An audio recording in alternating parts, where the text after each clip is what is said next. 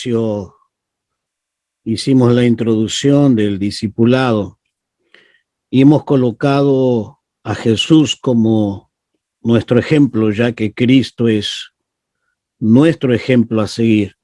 Siempre tenemos que medirnos al nivel de Cristo en todos los sentidos, en el servicio, en la consagración, en la vida y aún también en el discipulado.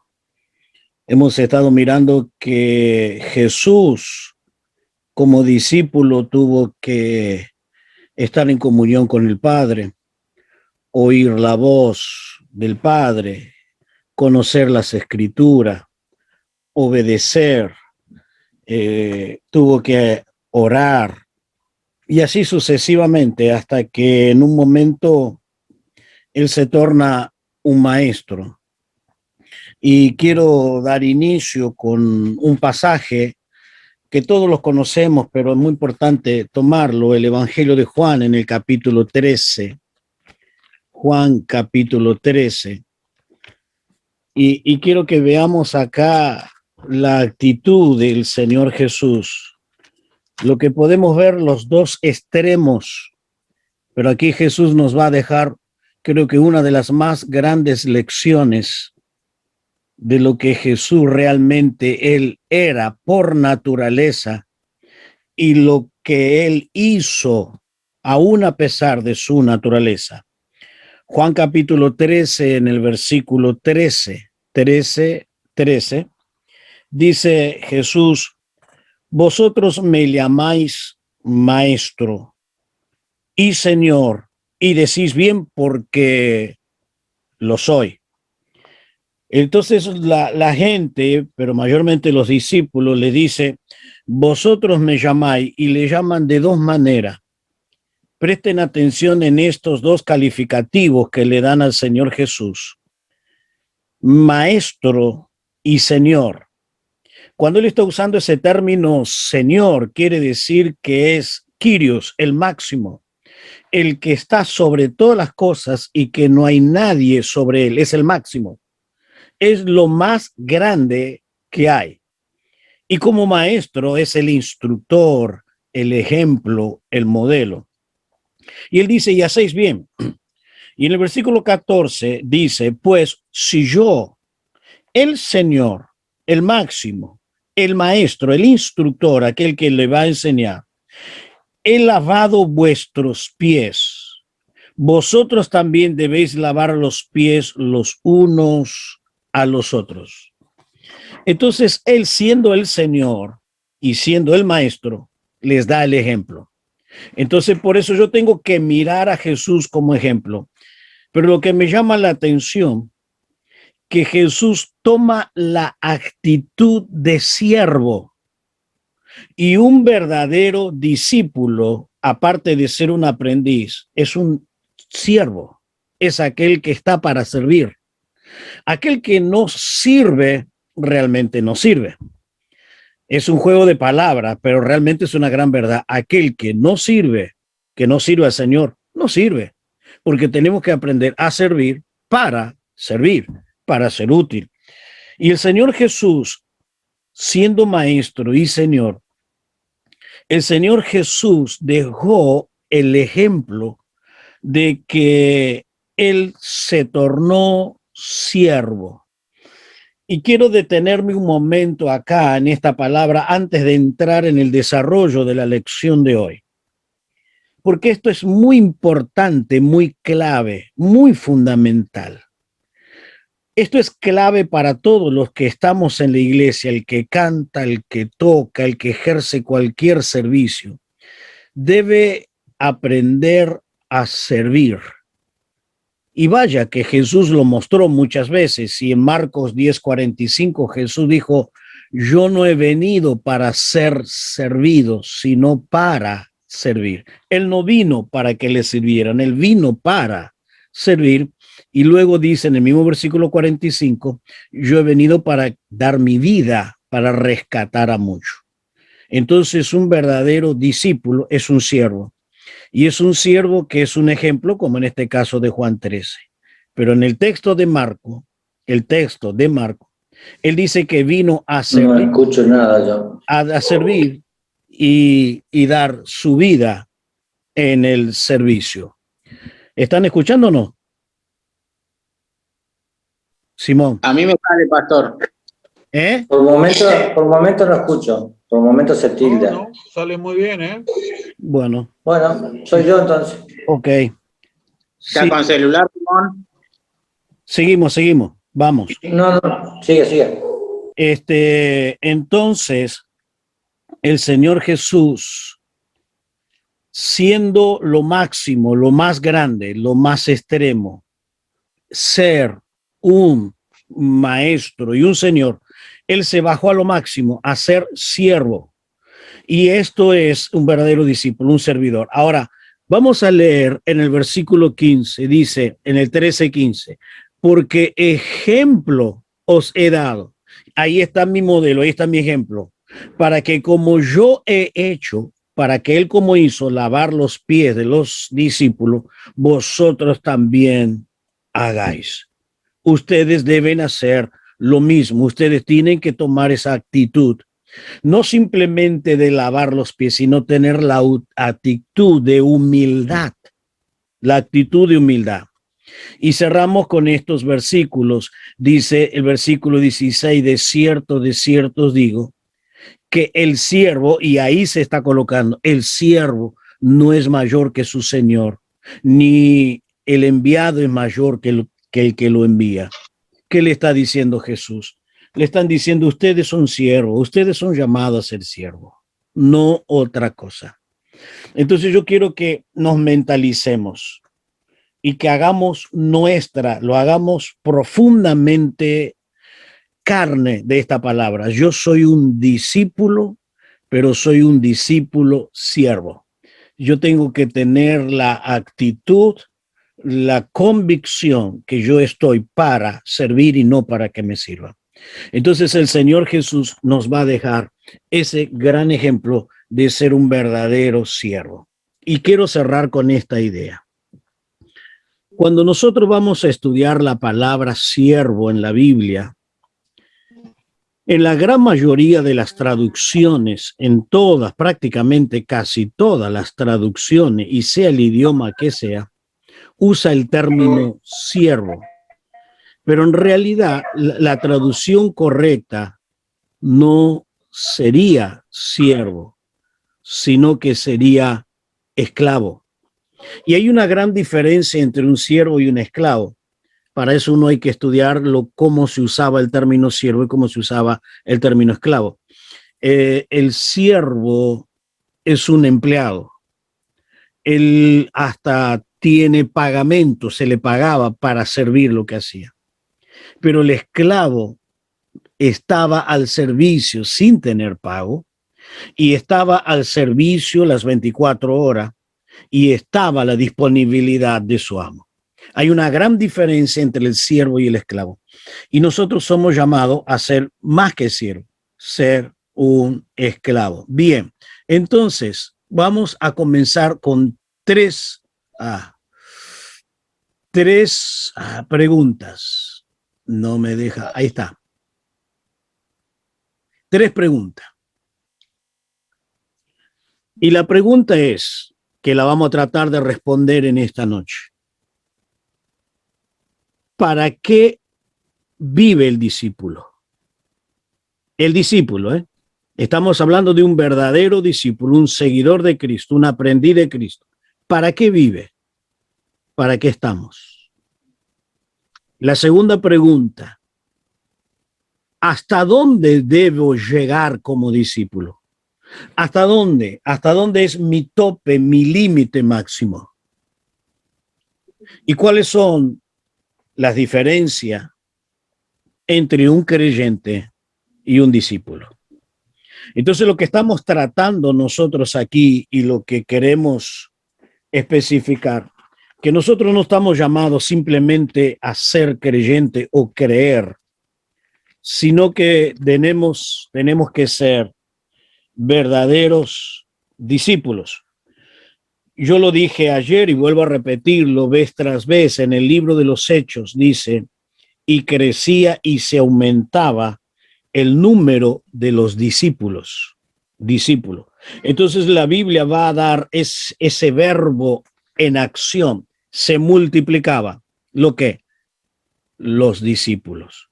Cuando yo llego al libro de los Hechos de los Apóstoles, me encuentro con tres claves en el libro de los Hechos. Hay tres claves, tres cosas muy fundamentales. Número uno, en el libro de los Hechos, crecía la iglesia en calidad. Y cuando hablamos de calidad, estamos hablando del amor de la iglesia, la comunión de la iglesia, la oración de la iglesia, el repartimiento de las necesidades de la iglesia, el estar junto en la iglesia sirviendo al Señor y en la tarea que fuere. Esto es la calidad de la iglesia. Esto es la calidad. La iglesia crecía en calidad. Esto está en el libro de los Hechos. Pero luego vamos a encontrarnos con otro verbo dentro del libro de los Hechos, y es la multiplicación. Y la multiplicación siempre se repite la misma frase. Y se multiplicaban los discípulos, y creían, y se aumentaban. Constantemente hablaba de un término de crecimiento de discípulos. Entonces ellos crecían en discípulos, no en simplemente creyente. Realmente hoy se ha aguado tanto el evangelio que ha perdido la calidad de la esencia del evangelio y ha perdido la profundidad del evangelio. Por eso hay muchos creyentes y no verdaderamente discípulos. Se ha perdido la gran calidad del verdadero arrepentimiento, la conversión, la fe, el servicio, la dedicación. Todo eso es prácticamente como algo no predicado, algo desconocido, por perder la calidad del evangelio. Entonces, ¿hasta dónde yo tengo que llegar? Vamos a tratar de responder esto. Y vamos a ver la diferencia entre un discípulo y un creyente. Bien, el término discípulo es un término que tiene su origen en el vocablo latino, en latín. Esto quiere decir sirve para referirse a un individuo que sigue a una determinada doctrina. Esto es en latín. Entonces, un individuo es un discípulo, alguien que sigue permanentemente una doctrina. Pero ahora vamos a ver qué significa en el griego. En el griego, la palabra discípulo viene del griego que quiere decir matetes. Matetes. Esta es la palabra discípulo. Y esta palabra es mucho más amplia en el griego que en el latín, mucho más riquísimo. El idioma griego ya de por sí es lleno de conceptos, de definiciones, y por eso tengo que estudiar la palabra, no solo la palabra, sino la oración donde está ubicada la palabra. Entonces, cuando yo estudio la oración acompañado con la palabra, voy a darle el verdadero sentido a la palabra.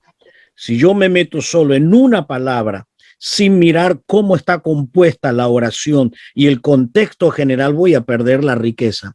Yo preciso estudiar la palabra, pero acompañada con todo el contenido de la oración. Entonces empiezo a entender lo que significa.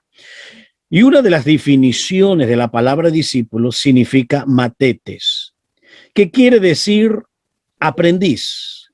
Implica, pero no solo aprendiz. Aquí está lo rico del griego. Acá está la riqueza de la palabra griega. Quiere decir, implica una relación con su maestro. Aquí en el latín es aquel que sigue una doctrina. Simplemente sigue una doctrina. No, pero en el griego hay una relación con su maestro. Hay una relación con su enseñanza. Hay una relación con sus acciones. Hay una profunda relación con todo lo que concierne el maestro y el discípulo. A esta altura yo me tengo que preguntar, ¿realmente somos discípulos? Pero me lo hago yo mismo, soy un discípulo. ¿Por qué? ¿Por qué tengo que hacerme esta pregunta? Porque la pregunta no es simplemente acompañar una doctrina, sino tengo una relación con mi maestro.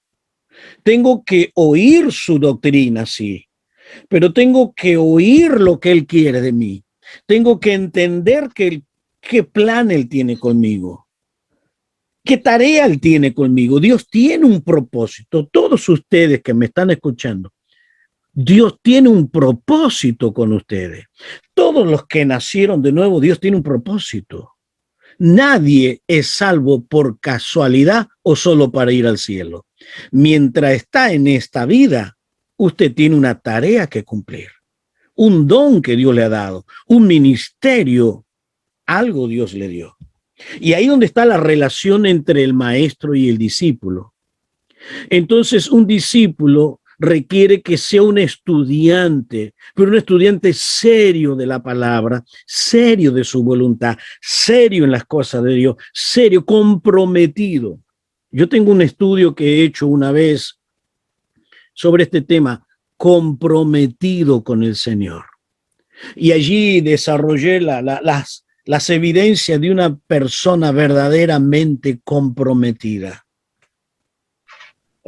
Aquí en Argentina sabemos lo que es un compromiso. Algunos jóvenes pretenden casarse, pero pasan por el compromiso. Y cuando se comprometen, se colocan un anillo en su dedo. Y esto indica, yo no estoy libre, le pertenezco o pertenezco a otra persona y estoy comprometido. Entonces yo estoy comprometido, pero estoy comprometido con el Señor y le pertenezco a una persona. Y esa persona es la que me amó y se entregó por mí para salvarme.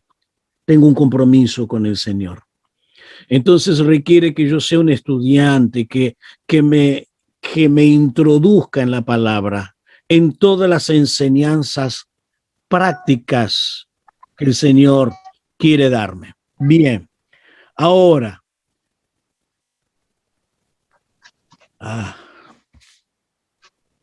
el discípulo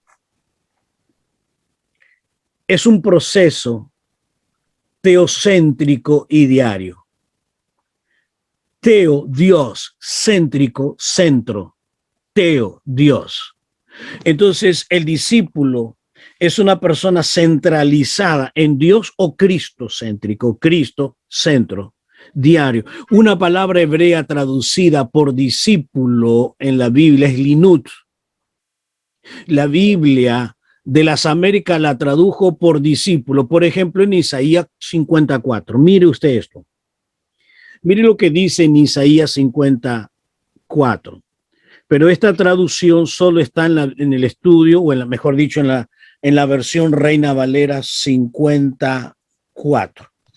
En las Reina Valeras no está esta palabra, pero solo en la Biblia de las Américas. Mire lo que dice.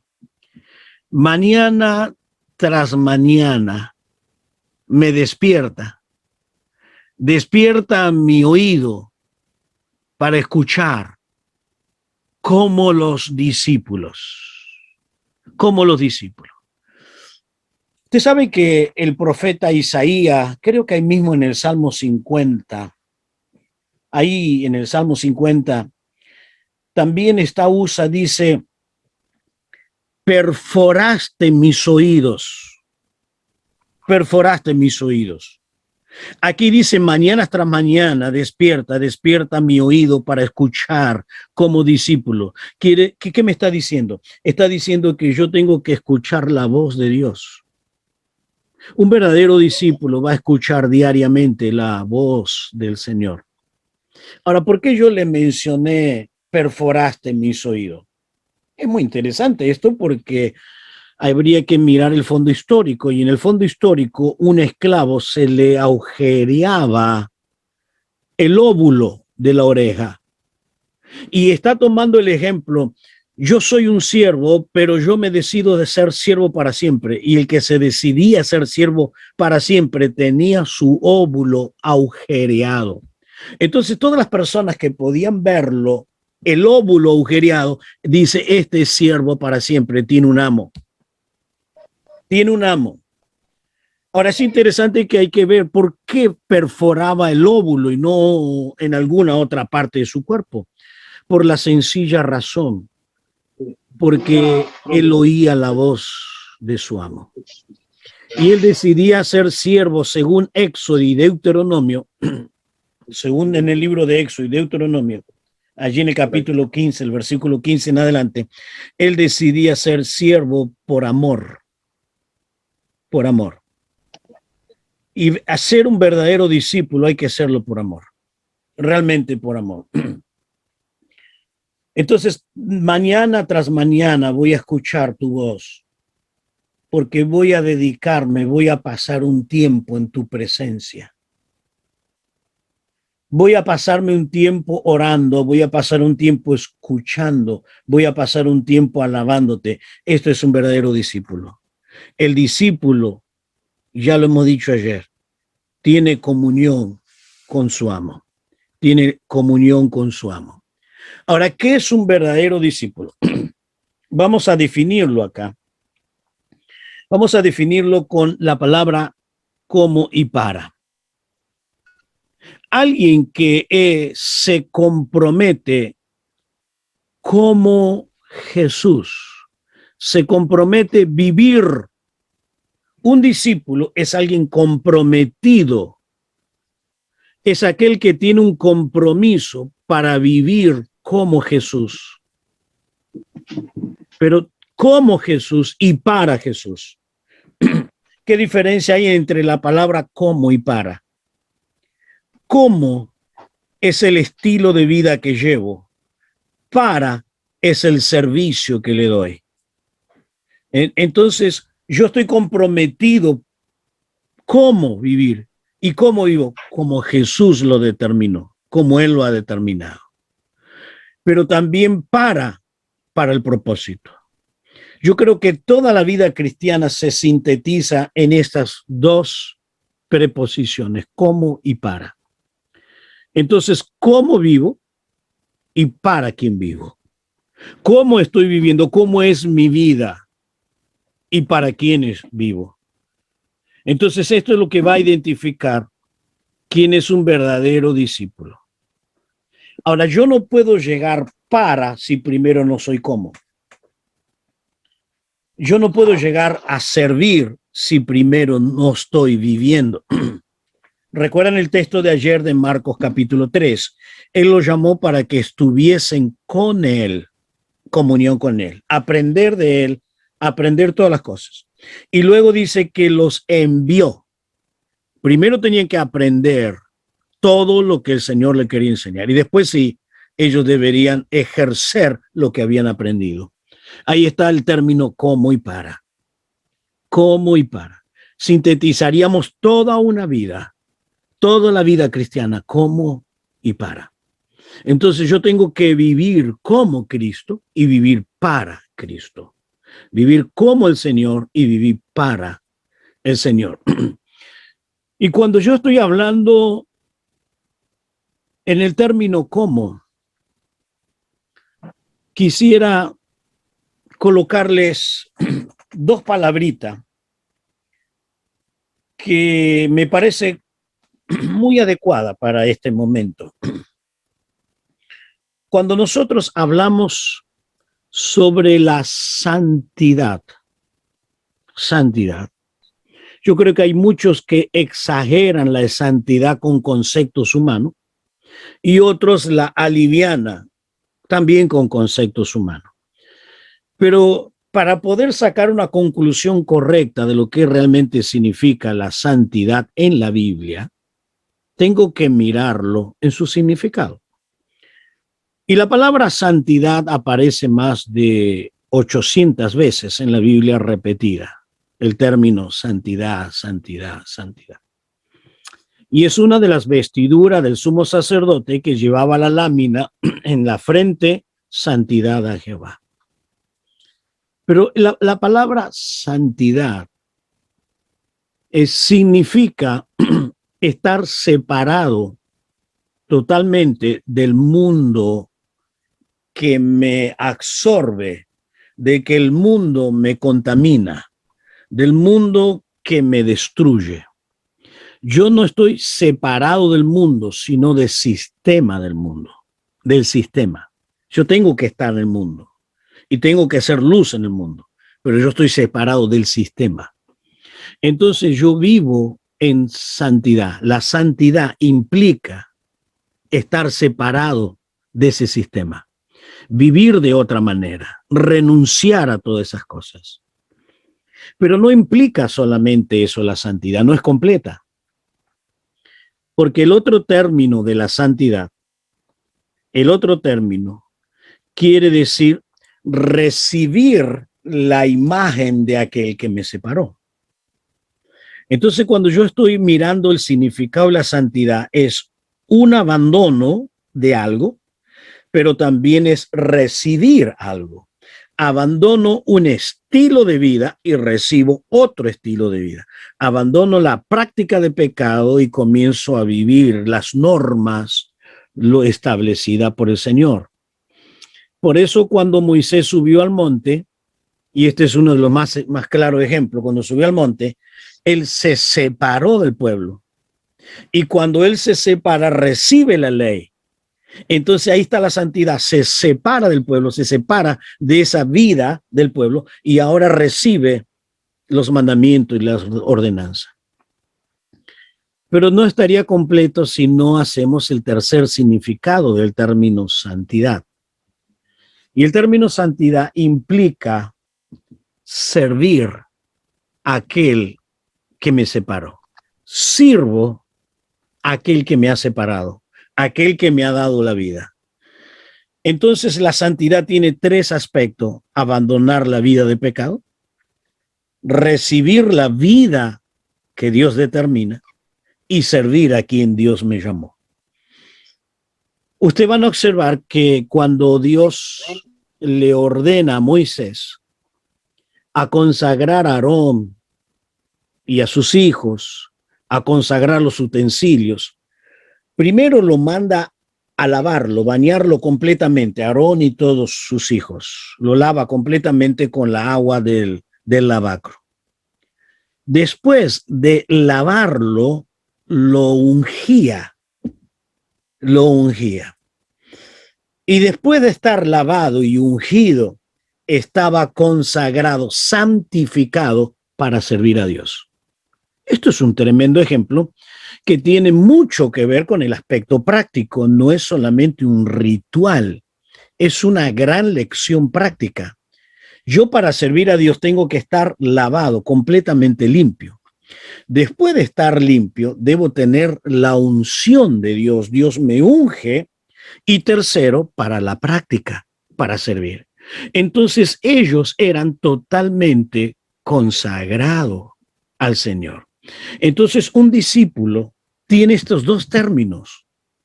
Entonces yo tengo que vivir como Jesús y vivir para Jesús. En estos dos términos se sintetiza el término santidad, santidad.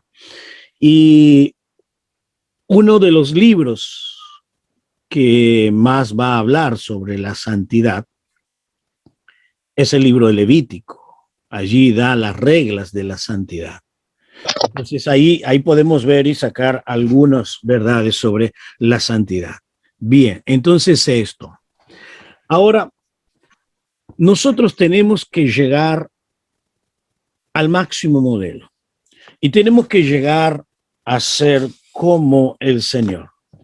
Entonces yo quiero que veamos este versículo, pero quisiera por favor que ustedes abran su Biblia, los que tienen ahí a mano su Biblia, la abran en Efesios, en el capítulo 4, pero vamos a comenzar en el versículo Vamos a comenzar antes. Vamos a comenzar en el versículo 6. A ver, vamos a comenzar allí. 4:7.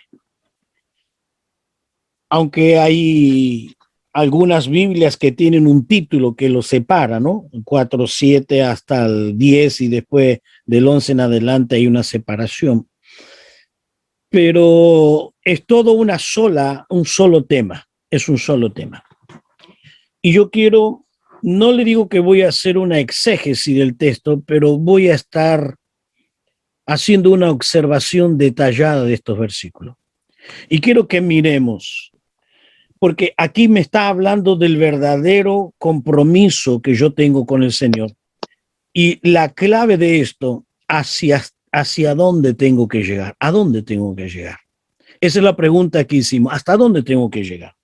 Pero quiero que notemos 4:7. Vamos a comenzar, dice, pero a cada uno de nosotros, le está hablando a la iglesia de Éfeso, entonces le dice a cada uno de los que hacemos parte de la iglesia, fue dada la gracia conforme a la medida del don de Cristo. A cada uno nos fue dada la gracia conforme a ese don. Y quiero que observen este versículo 7, que la palabra don está en singular. Está en singular. Entonces dice, a cada uno nos fue dado el don, pero aquí me dice el don de Cristo. Esto quiere decir mi salvación. Entonces la salvación es un don, un regalo de Dios. Entonces a todos nosotros nos fue dado ese don. Pero ahora en el versículo 8 dice, por lo cual dice, subiendo el auto llevó cautivo la cautividad y dio dones a los hombres. Noten que en el versículo 8, aquí ya no es singular, es plural la palabra dones. Dones. Pero ¿cuándo dio dones? Para eso tengo que leer anterior, o sea, cómo está elaborando esa frase. Y dice, subió a lo alto. Quiere decir, él resucitó y venció la muerte, venció el pecado, venció a Satanás y venció toda adversidad. Y entonces en su victoria, él llevó la cautividad. ¿Qué es lo que es la cautividad? La muerte. La cautividad. Hasta Cristo todos estaban cautivos bajo la muerte porque no había quien redimiera a los muertos en Cristo. Pero Cristo los redime y somos libres de la cautividad. Y entonces dice, entonces después de tener esa victoria, a los hombres, a todos nosotros, nos dio dones. Pero hago una pausa acá. Entonces quiere decir que si Cristo resucitó, escúcheme lo que le voy a decir, ¿eh? Si Cristo resucitó, usted tiene don, tiene un don de Dios. Ahora, si Cristo no resucitó, usted no tiene don. Ahora le hago la pregunta, ¿usted cree que Cristo resucitó? Bien, considero que todos estamos de acuerdo que Cristo resucitó. Ahora, si Cristo resucitó, usted tiene don. Aquí lo dice en el versículo 8. Él resucitó, llevó auto a la cautividad y dio dones. Entonces, una de las consecuencias benéficas para el ser humano de la resurrección de Cristo es que tenemos dones. Entonces, tengo que hacer una pregunta. ¿Qué está haciendo usted con su don? ¿Qué es lo que está haciendo con su don? ¿Lo está usando, está multiplicando, está sirviendo a Dios? Dio dones. Entonces quiere decir que me dio el don de la salvación, el versículo 7. Y en el versículo 8 me dio dones para ejercer la función que Dios ha determinado. Muy bien. Seguimos leyendo. El que descendió es el mismo que también subió, esto es Cristo, lógicamente, encima de todos los cielos para llenarlo todo. Él llenó todo. Entonces, con su gloria, con su triunfo, él llenó todo. Y ahora comienza no a cambiar de tema, sigue hablando del tema, pero lo comienza a colocar de un aspecto práctico. Y dice, y él mismo, ¿quién es él mismo? Porque está hablando, sigue hablando de esto. El mismo, ¿quién? El que murió, el que resucitó, el que subió a la diestra, el que está en la gloria, el que tiene toda la gloria. Ese mismo, sigue diciendo, el mismo constituyó. Oiga esa palabra, constituir. Es una palabra muy fuerte. Constituir. ¿Qué es lo que hace? Nos constituye. Y si Dios me constituye, ¿quién me lo quita? Si Dios me constituye, ¿quién no puede creer? Si Él me ha constituido, no importa quién usted sea, si Él te constituyó, usted es la persona a la cual el Dios de los cielos te ha constituido. Y entonces, ¿en qué constituyó? Esa palabra constituir es colocarlo, ponerlo. Dios te ha puesto. ¿Para qué? Versículo 11. A unos, no a todos, apóstoles, a otros profetas, a otros evangelistas, a otros pastores y maestros. Tenemos que entender que Dios ha dado tres líneas de servicio. Esta es una. Esta es la línea del ministerio, lo que acabamos de leer, 4:11, del ministerio. Después dio otras áreas de servicio, que son los dones del Espíritu. 1 Corintios 12, del versículo 8 en adelante. Dones de ministerio. Y después Dios colocó otros, que son los dones de servicio.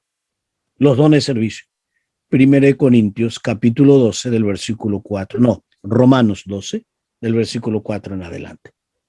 Entonces tenemos tres líneas: los dones ministeriales, los dones de servicios y los dones del Espíritu. Y entonces Él constituyó, pero acá está hablando de los dones de ministerio. Los dones de ministerio. Y comienza el versículo 12 diciendo, a fin, ¿para qué Dios los coloca? Entonces, cuando usted empieza a leer del versículo 12 al 16, si usted va a ser muy minucioso en la lectura, pero muy detallista, usted saca 12 razones por la cual Dios colocó los ministerios en la iglesia. Los ministerios. Pero yo quiero simplemente, estoy haciendo un pequeño panorama para que veamos hasta dónde tengo que llegar. A fin, acuérdese que ese término es la meta, hasta dónde tengo que llegar. Cuando aparece el término a fin, presta atención, porque es la meta donde tengo que llegar. Primero, de perfeccionar a los santos. ¿Para qué los perfecciona a los santos? Para la obra del ministerio. Para la edificación del cuerpo de Cristo. Noten que aparece aquí dos veces el término para, y ya lo he explicado. ¿Para qué? ¿Para qué aparece esa palabra para? Para, es la razón por la cual está funcionando lo que funciona. Y en este caso, ¿para qué colocó esos ministerios? ¿Para qué? Para que podamos nosotros hacer la obra del ministerio. ¿Para qué? Para edificar el cuerpo de Cristo. Yo no sé si usted me está llegando a comprender todo esto. Esto lo que yo estoy haciendo es una pequeña exégesis. Es lo que hay que hacer. Es lo que cuando estudia la Biblia hay que hacer esto para sacarle riqueza. ¿Por qué hay que hacer la exégesis? Porque usted saca la parte práctica. Y cuando usted está sacando la parte práctica, dentro de este versículo 12 hay tres razones muy fundamentales. Primero, ¿a dónde tengo que llegar? Y mientras tanto, hasta llegar allá, al fin, tengo dos para. Y qué interesante es esto, porque dice, para perfeccionar a los santos. Usted es un santo, pero cuando usted se somete bajo la autoridad del ministerio de Dios, que Dios pone, ¿qué hace? Dios a usted lo va preparando para que mañana ejerza el ministerio. A ver si me entiende. Vuelvo a leer el versículo 2. A fin de perfeccionar a los santos, perfeccionarlo. ¿Para qué lo perfecciona? ¿Para qué estamos? ¿Para qué llegamos a esa madurez? Porque la palabra perfeccionar es madurez. ¿Para qué? ¿Para qué estamos perfeccionados? Para la obra del ministerio. ¿Para qué me perfecciona? ¿Para qué yo tengo que madurar? Para ejercer mañana el ministerio. Para que yo tenga que ejercer lo que Dios ha establecido para mi propia vida. Muy bien. Entonces, leo el versículo 13 y acá donde yo tengo que llegar. Acá donde tengo que llegar. ¿Cuál es mi medida? ¿Cuál es mi máximo ejemplo? ¿Cuál es el modelo, el único modelo que yo tengo? Vuelvo a insistir, mi modelo no es el hermano. Mi modelo es Cristo. Dice, hasta que todos lleguemos, todos tenemos que llegar, todos salvos. ¿A qué? A la unidad de la fe y del conocimiento del Hijo de Dios. El conocimiento, la información en mi intelecto, el noxis, esa información escritural, tengo que llevarla a la práctica. Y ustedes noten que todos estos ministerios, todos estos ministerios del versículo 11, son ministerios que ejercen la palabra, ministran la palabra. Por eso podemos llegar a donde tenemos que llegar. ¿Por qué? Porque estos dones ministeriales van a bendecirme de tal manera que yo llegue, yo tengo que llegar. Tengo que llegar. ¿Por qué? Porque usan la palabra, sea un apóstol, sea un profeta, sea un maestro, sea un pastor, quien quiera que sea, usa la palabra. Entonces, estos ministerios ejercen la palabra. ¿Y hasta dónde tengo que llegar? Tengo que llegar a ser un varón perfecto. Vuelvo a repetir, esa palabra perfecto es maduro. A la medida, tengo que llegar a una medida y a la estatura de la plenitud de Cristo. Entonces, como discípulo, ¿hasta dónde tengo que estudiar la Biblia? ¿Hasta dónde tengo que ponerla en práctica? ¿Hasta dónde tengo que llegar? ¿Cuál es mi medida? Es Cristo. ¿Se da cuenta que he comenzado del don de salvación? Luego hemos pasado por el don del servicio. Luego hemos pasado por los dones de ministerio, que es la palabra. Y luego hemos pasado la finalidad de la palabra, ser ministrado por la palabra, estar bajo la autoridad de la palabra. Porque cuando yo me someto a la ministración de los hombres de Dios, yo tengo la posibilidad de crecer y madurar.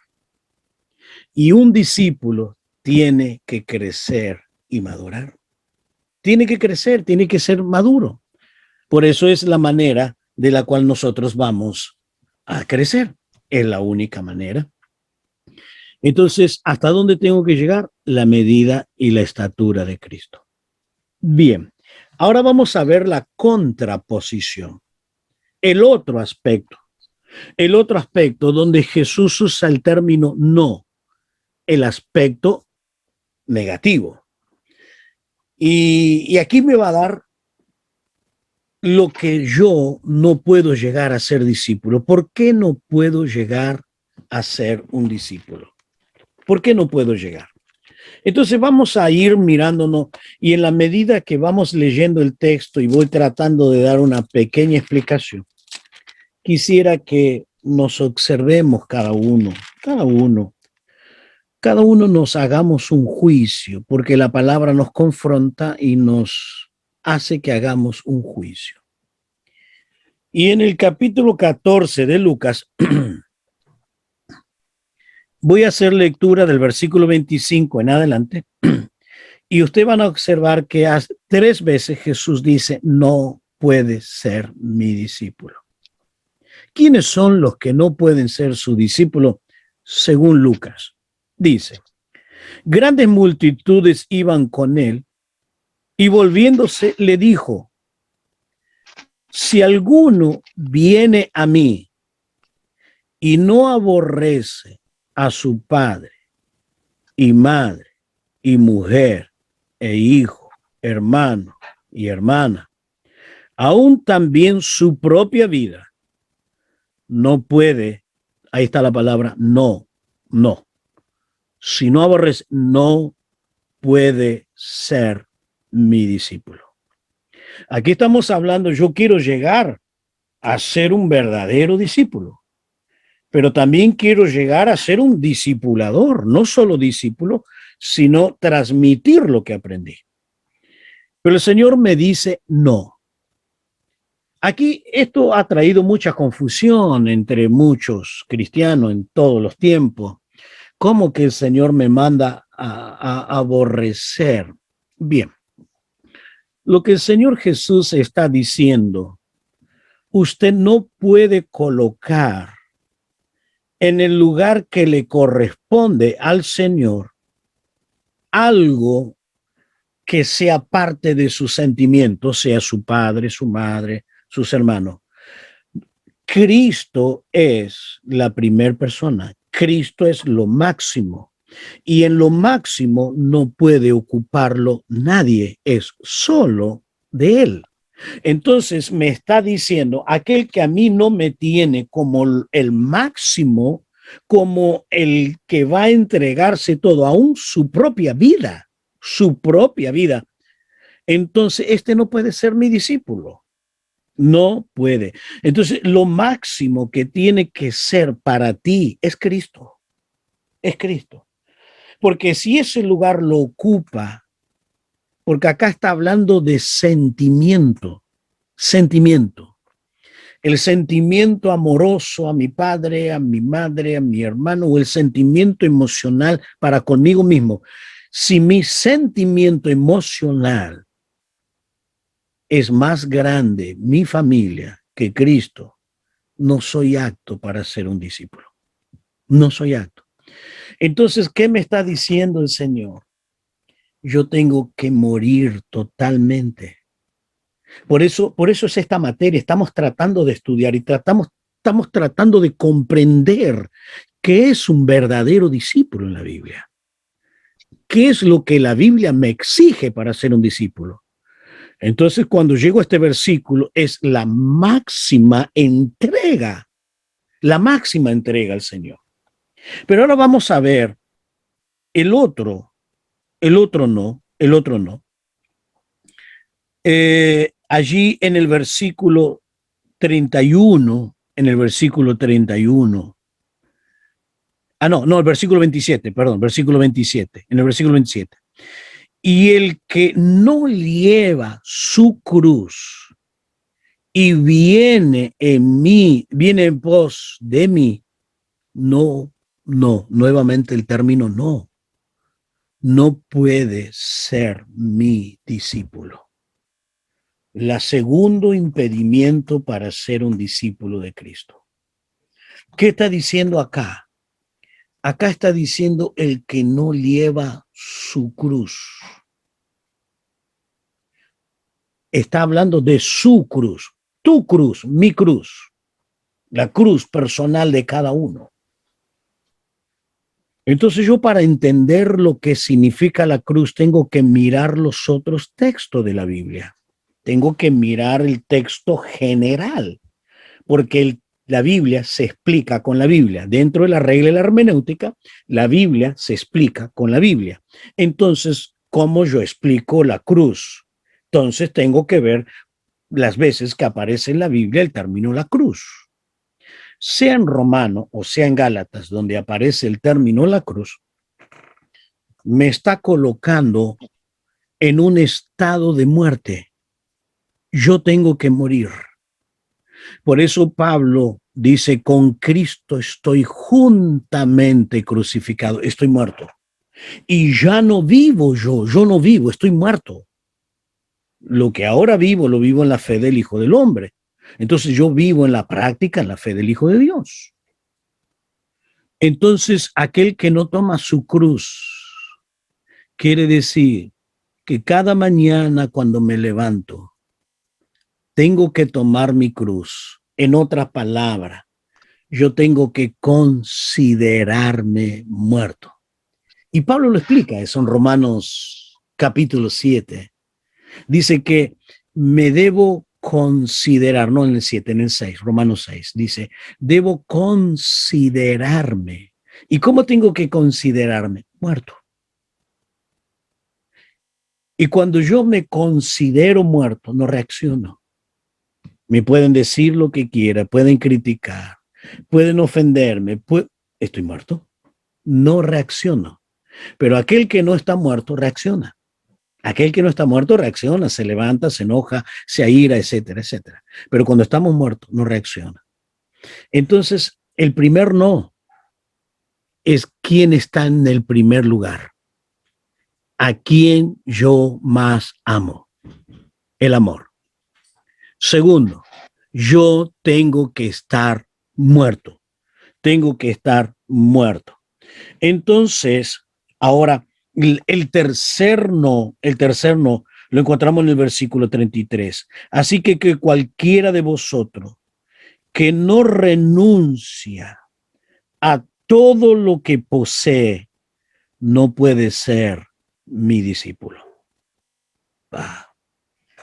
Ese es el tercer no. Entonces no estoy calificado para ser discípulo. Y vaya que tenemos que morir aquí. Vaya que tenemos que renunciar. Y vaya que cuesta. Porque a veces decimos, esta es mi casa, este es mi auto, esto es mío, y me aferro y... No. Cuando el Señor dice aquel que no renuncia, es simplemente, tiene la misma actitud de Job. Job, cuando le llegó una noticia tras otra, que todo había perdido, todo se había quemado, que había perdido sus hijos, todo. Y Job dice, Dios dio, Dios quitó, Él se ha glorificado. ¿A quién le pertenecía lo que Job tenía? A Dios. Entonces, Él me dio, hasta aquí Dios me lo dio, me lo quitó, bueno, Dios se ha glorificado. No estoy aferrado, no me aferro, porque realmente mi vida no está centrado en los objetos, sino en lo eterno. Por eso Moisés tenía puesta la mira en el galardón, en el cielo. Y esto es lo que debemos aprender como discípulo. Un discípulo debe aprender a mirar el cielo y no la tierra. No debe aprender a valorar en gran manera lo que tiene, sino valorar la salvación en Cristo Jesús. Entonces, hay tres cosas que me descalifican: mi sentimiento, y ese sentimiento de mayor valor que lo ocupa alguien que no es Cristo, me descalifica.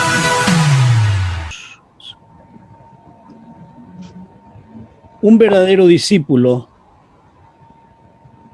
permanece en la palabra. Tenemos que darle mucha importancia a la palabra. Un verdadero discípulo permanece en la palabra. Entonces, un discípulo tiene 4 virtudes. Un discípulo oye la verdad. Luego de oír esa verdad, el discípulo debe conocer la verdad. Después de oírla, su conocimiento va ampliándose y conoce la verdad.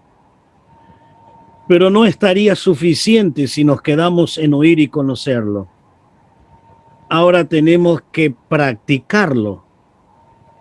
Ahora es permanecer en la verdad y en la práctica de esa verdad. Pero todavía no sería un completo discípulo si no comparto esa verdad. Entonces, las 4 columnas que va a identificar un verdadero discípulo, las 4 columnas: el discípulo oye la verdad, el discípulo conoce la verdad, el discípulo permanece en la verdad y el discípulo comparte o está en la verdad, continuamente está en la verdad. No se olviden de practicar esas cuatro cosas: oír, conocer, permanecer y compartir. Oír, conocer, permanecer y compartir. Estos son los verdaderos discípulos. Bien, yo simplemente he colocado algunas de las muchas diferencias, algunas de las diferencias solamente para tener una idea en el concepto de lo que es una persona que cree y una persona que es un discípulo. Al creyente hay que decirle que gane una vida, hay que incentivarlo, hay que empujarlo, hay que motivarlo, gane, evangelice, disipule. El discípulo es un pescador de vida, es natural para él evangelizar, predicar, anunciar la palabra. No solo en la iglesia, sino fuera de ella. Ahí está la diferencia entre uno que cree y un verdadero discípulo. El creyente suele esperar panes y peces, él espera solo bendiciones y recibe bendiciones. Y el discípulo, el discípulo es un pescador, es alguien que va a trabajar. Yo recuerdo hace muchos años un hombre me dice, ya no me visitas, tenés que visitarme para orar, para esto y para lo otro. Entonces yo le dije, hermano, usted tendría que ser un visitador y no esperar visita. Él tenía más años en el evangelio que yo de edad y todavía estaba dependiendo de que alguien le visite. Es muy bueno visitar, no estoy diciendo que no, es muy bueno visitarnos, orar, esto es bueno, pero estar dependiendo mi vida espiritual de una visita, esto está muy pobre, muy mal. Eso está en un estado muy calamitoso, muy calamitoso. Yo no puedo estar continuamente, usted no puede estar dependiendo de una visita. Usted tiene que vivir la vida cristiana, tiene que ser un visitador, no alguien que esté esperando que le ayuden, que lo anime. Ahora, yo sé que hay momentos difíciles, hay momentos donde uno necesita consuelo, necesita ánimo. Sí, esto es lógico. Usted puede tener 30, 40 años en el Evangelio y necesita una visita, un consuelo. Pero estar toda la vida dependiendo, eso da una mala señal, es una mala señal. El, el creyente desea que lo visite, es lo que le estoy diciendo, y el verdadero discípulo es un visitador. El creyente murmura y reclama. El discípulo obedece y se niega a sí mismo. Se cuenta un chiste, ¿no? De que cada vez que salía el padre con su esposa y su hijo de la reunión y siempre renegando, la reunión fue mala, los músicos no tocaron bien, los cantores no cantaron bien, la predicación no fue buena y todas las veces murmuraba contra todo, siempre, todas las reuniones murmuraba. Entonces su hijo le dice, papá, por la ofrenda que pusiste, ¿qué más podés esperar? Con lo que diste ya te dieron demasiado. Y es así a veces, renegamos de todo, vemos todo lo malo, pero nunca aportamos. El verdadero discípulo ve el error, ve las falencias, pero él se esfuerza para que cada día sea mejor, para que cada día podamos mejorar. Este es un verdadero discípulo. ¿Que hay errores? Sí. ¿Que hay falencias? Claro que la tenemos todo, aún el que predica, tenemos muchos errores y conceptos, a veces nos equivocamos, pero tenemos que aportar para el bien de la obra. Ahora, las preguntas reflexivas, esa es la pregunta donde tenemos que reflexionar nosotros. Estoy comprometido a vivir como Jesús. Acuérdense, un compromiso es algo que me lleva a vivir al máximo y decir, estoy realmente comprometido. ¿Cuánto me dedico para aprender? ¿Cuánto me dedico para aprender? La tercera pregunta, ¿hago la obra de Cristo con la pasión y el entusiasmo que Él lo hizo? ¿Hasta dónde es mi objetivo llegar? Todas estas preguntas están en los textos o en lo que hemos estado meditando. Esto es verdadero discípulo, el verdadero discípulo. Entonces vamos a entrar ahora, vamos a entrar en la elección de los discípulos y queremos cerrar aquí con este tema, la elección de los discípulos. Los detalles de lo que Dios eligió. Vamos a ver estos detalles. Y allí en 1 Corintios capítulo 1, versículo 26, 27, 28 y 29, va a darnos los detalles. Yo les comentaba que Pablo le está escribiendo una respuesta, es a la iglesia, pero con forma particular a los gnósticos. Usted sabe que Primera de Juan, es una respuesta a los gnósticos. Los gnósticos era una secta que no creía que Jesús era humano, era divino. No creía que había venido en carne. Y no creía que la salvación era para las personas simples, sin cultura, sin educación.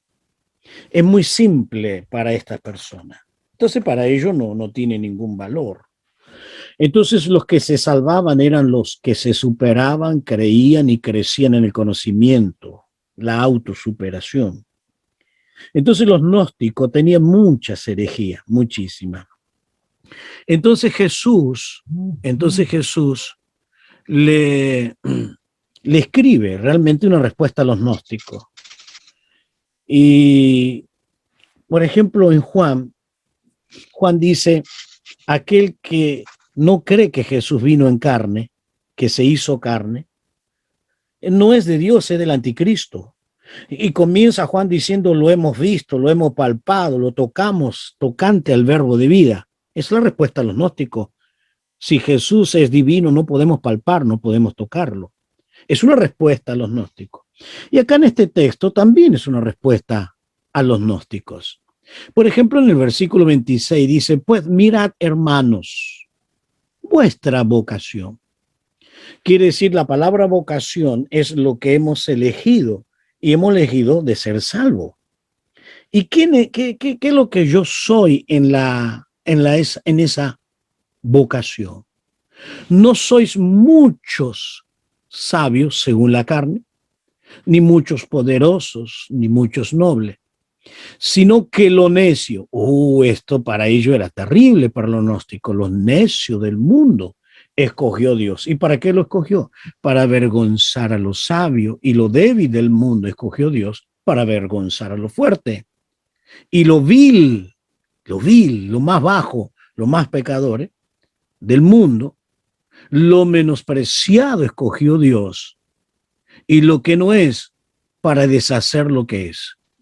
Y noten esta palabrita, la que yo le expliqué hoy cuando estábamos leyendo Efesios, a fin, es la meta final. Es el objetivo a donde tenemos que llegar, es el objetivo fundamental. ¿A fin de qué? De que nadie se jacte en su presencia. ¿Qué le está diciendo Pablo?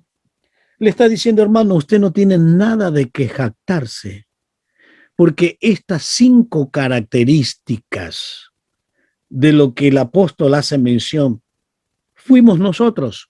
¿Quiénes somos? Lo necio, lo débil, lo vil, lo menospreciado, lo que no es. Todas estas características somos nosotros. Entonces, ¿a quién Dios eligió para que sean sus discípulos, para que usted sea un discípulo del Señor? A estas personas, a quien que humanamente no tienen ningún valor. Humanamente no tienen grandes créditos, pero no necesitamos tener crédito. No necesitamos tener valores humanos o elocuencia humana o sabiduría humana, porque estamos hablando de un reino espiritual. Y en el reino espiritual todo lo humano no tiene valor. Es un reino espiritual. Y Dios elige a esto. Un gran hombre de Dios, que fundó muchas iglesias. Cuando él partió, él dejó 1.500 iglesias, fundó 1.500 iglesias. Y ahora usted dirá, pero era un tremendo predicador. No, no era un predicador elocuente, no tenía la capacidad de enseñar, no tenía la capacidad de ministrar la palabra. Él no la tenía. Él era una persona muy simple. ¿Sabe lo que es simple? Sin conocimiento, sin nada. Pero esto no cabe para nosotros, lógicamente usted tiene que aprender, pero Dios en su misericordia lo usó por su fidelidad y estableció 1.500 obras. Entonces el Señor eligió a esa persona, a esta persona, pero quiero decirte que Dios le amó con un propósito, y por eso allí en Efesios 2:10 y Jeremías 1:5, yo elegí estos dos textos, podríamos poner muchos textos, pero hay algo que a mí me preocupa, realmente me preocupa, que la gran mayoría de los cristianos que hacen parte de nuestras iglesias no saben qué es lo que tienen que hacer, cuál es su don. Dios te dio un don. Por ejemplo, mire, yo le leí Efesios, ¿no? Que Dios nos dio dones a todos nosotros. Ahora, yo le voy a confirmar con otro texto para que usted no le quede duda de que usted tiene un don de Dios. Primera de Pedro. Allí en el capítulo, 4:10. Primera de Pedro 4:10. Dios te dio un don y debes ejercerlo porque tienes que rendir cuenta un día. Pero no lo tengo que hacer con temor porque tengo que rendir, sino porque es un privilegio. 4:10 de Primera de Pedro. Dice, cada uno, no algunos, sino cada uno, según el don que ha recibido, cada uno según el don que recibió. Ministrelo a los otros como buen administradores de la multiforme gracia de Dios. ¿Sabe lo que está diciendo? Usted tiene un don. Ministrelo. Esta palabra, sea un buen mayordomo de su don. Sea un buen mayordomo. Ministrelo como buen mayordomo, sea una bendición. Cuando yo soy consciente de lo que Dios me ha dado, cuando tengo conciencia de lo que Dios me ha dado, entonces yo puedo ejercer con mayor eficacia y tengo que prepararme direccionalmente, concretamente con lo que Dios me ha dado. En Efesios 2:10 dice, porque somos hechura suya, creado en Cristo Jesús para buenas obras. Este inicial de este texto, yo creo firmemente que para mí este texto está separado por la palabra para. Porque dice, porque somos hechura suya, creado en Cristo. Quiere decir, yo he nacido de nuevo. Yo he nacido de nuevo en Cristo Jesús. En Cristo soy una nueva criatura. Bueno, ahora, ¿para qué soy una nueva criatura? Ahí está para. Entonces, ahí va a separar el versículo y dice, ¿para qué soy una nueva criatura? Para buenas obras. ¿Y cuáles son esas buenas obras? Las cuales Dios preparó de antemano, nuevamente la palabra para que anduviésemos en ella. Decirlo así muy rápidamente tal vez pierda la esencia y el valor. Yo no sé si yo pudiera conseguir de mover su espíritu, no yo, sino el Espíritu de Dios por esta palabra, de concientizarlo a usted que usted no es cualquier cosa. Usted es una nueva criatura en Cristo. Usted nació de nuevo. Usted tiene un gran privilegio. Pero no solamente usted tiene ese gran privilegio, sino que usted es una nueva criatura para algo. Para algo. ¿Y para qué? Para ese algo que Dios preparó antes de crear todas las cosas. Ahora, yo le estoy explicando el texto, estoy tratando de hacer una pequeña exégesis del texto, pero esto trasciende la inteligencia humana. Esto va mucho más allá. De decir que Dios ya tenía en su mente planificado todo, y que antes de crear todas las cosas, Dios tenía planeado para este día específico decirme esto, que Dios en su divina soberanía, Dios sabía todo esto, y que Dios me diga, yo te tengo en mi mente, yo te tengo en mis planes, si te tengo en mi mente, te tengo en mis planes. ¿Y para qué? Para buenas obras. Y la palabra buena significa algo útil. Dios te tiene preparado para que sea útil. ¿Y para qué útil? Para que ande en ella. No para que sea un cristiano de banco, sentado, esperando que oren, que me bendigan. No, no, no. Yo tengo algo que ejercer que Dios me dio y Dios ya lo preparó de antemano. Esa es la mentalidad que yo tengo que tener.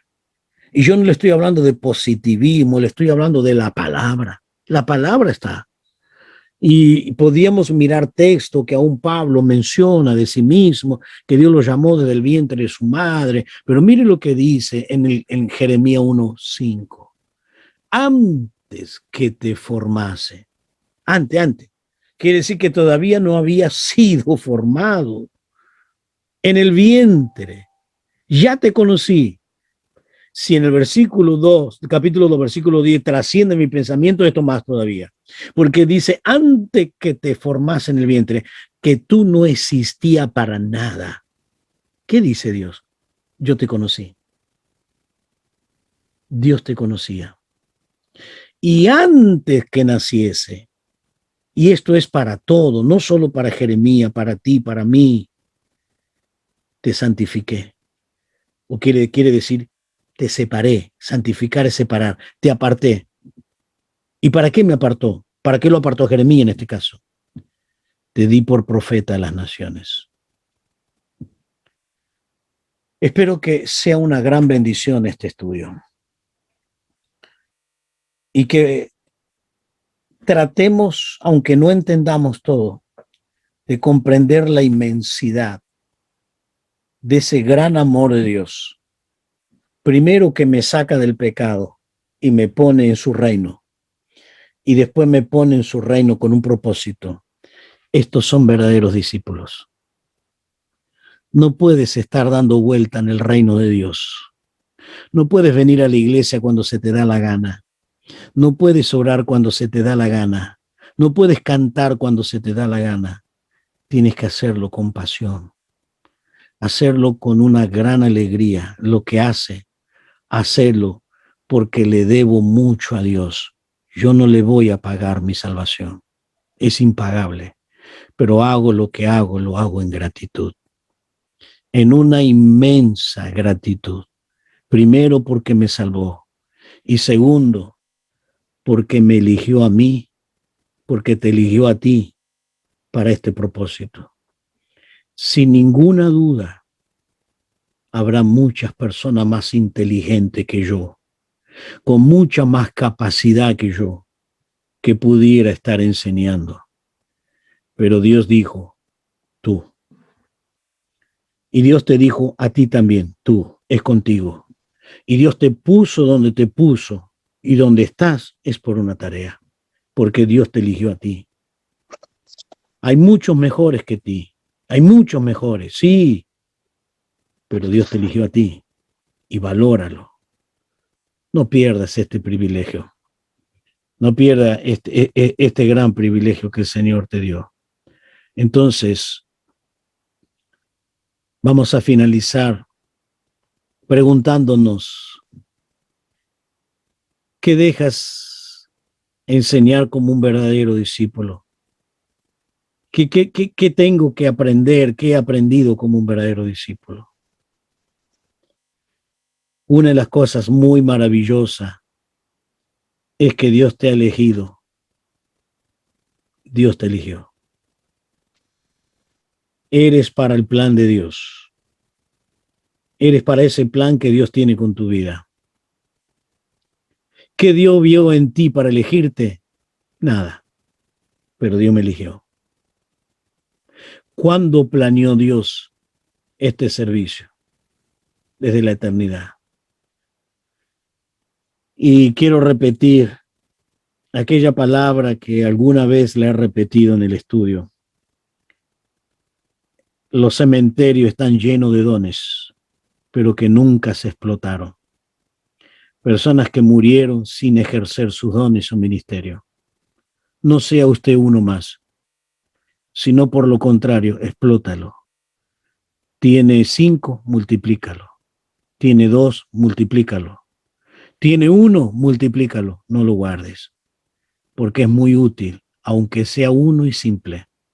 Estos son los verdaderos discípulos, los que se comprometen con lo que Dios pone en las manos. Y realmente lo que Dios pone en la mano puede hacer mucho. Acuérdese de aquel niño que tenía unos pocos panes y unos pocos peces. Era imposible dar de comer a la multitud. Es imposible que yo pueda hacer algo con lo que yo tengo en mis manos. Pero cuando Jesús actúa, bendice a millones de personas. No te mires como tú crees de ti mismo. No te mires como tú te ves. Mírate como Jesús te ve. Y no es exaltar a tu ego, sino honrar el ministerio que Dios te dio. Valóralo, vívelo, vive para esto, vive para esto, lucha por esto, desafíate por esto. Y Dios va a hacer una gran obra, sin ninguna duda, antes de que el Señor regrese a buscar a su iglesia. Que Dios te bendiga. Vamos a hacer una oración. Padre amoroso, gracias por esta noche. Señor, no tengo palabras para agradecerte.